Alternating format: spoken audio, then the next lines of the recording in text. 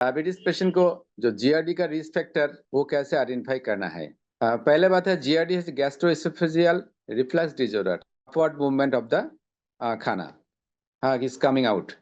Diabetes is a condition, मतलब diabetes ऐसा condition है जैसे ब्लड शुगर हाई हो जाता है। क्यों हाई होता है?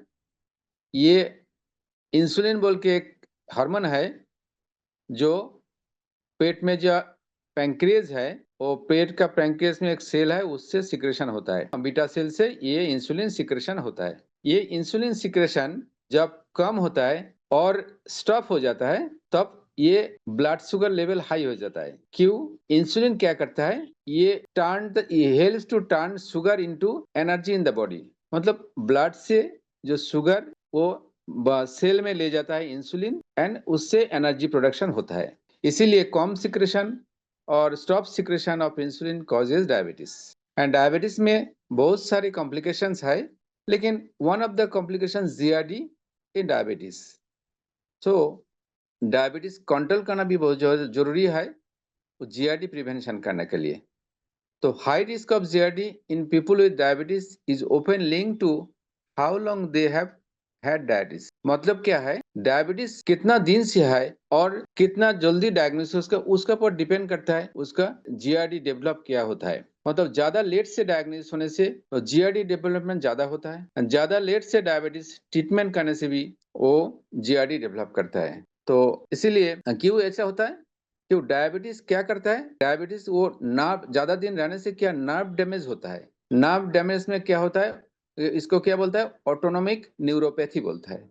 एंड ऑल्सो क्या करता है? वो गैस्ट्रिक जो स्टोमक का जो मसल है उसको भी वीक कर देता है। तो क्या होता है तब? उसको बोलता है डायबिटिक गैस्ट्रोपैथी। तो diabetic gastropathy and autonomic neuropathy क्या होता है? क्या क्या करता है? इफेक्ट क्या करता है? हाउ टू डेवलप जीआरडी, मतलब क्या है? ये नॉर्मल मोटिलिटी जो स्टोमक एंड इंटेस्टाइन का होता है, इसोफेगस का होता है, डाउनवर्ड्स जो मोटिलिटी होता है ये स्लो हो जाता है। क्यों? इसका मसल भी स्लो वीक हो जाता है और इसका नर्व भी डैमेज होता है, जो नर्व का इम्पल्स भी स्लो हो जाता है। दैट इज व्हाई ये autonomic neuropathy and diabetes gastropathy causes GRD, and that is due to diabetic patient.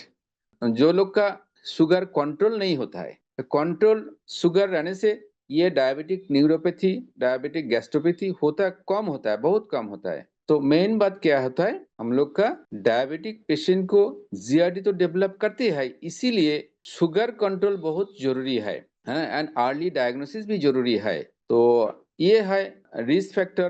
Diabetes is itself risk factor of GRD. और अनदर फैक्टर रिस्क फैक्टर क्या है? खाना।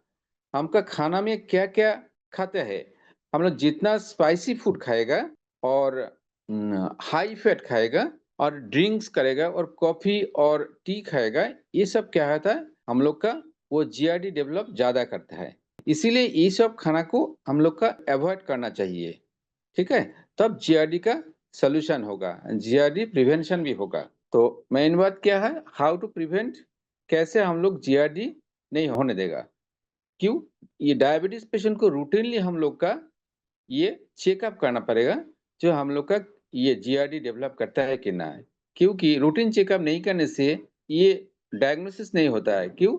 जीआरडी का ऐसा स्पेसिफिक कोई सिम्टम नहीं है जिससे हम लोग पता चलता है जी ये जीआरडी डेवलप किया है। इसीलिए क्या होता है, जो लोग का डायबिटिक्स होता है वो लोग का रूटीनली चेकअप करता है, जो स्टमक में गैस्ट्रोपेरेसिस और ऑटोनोमिक न्यूरोपैथी होता है कि ना, देखना पड़ेगा।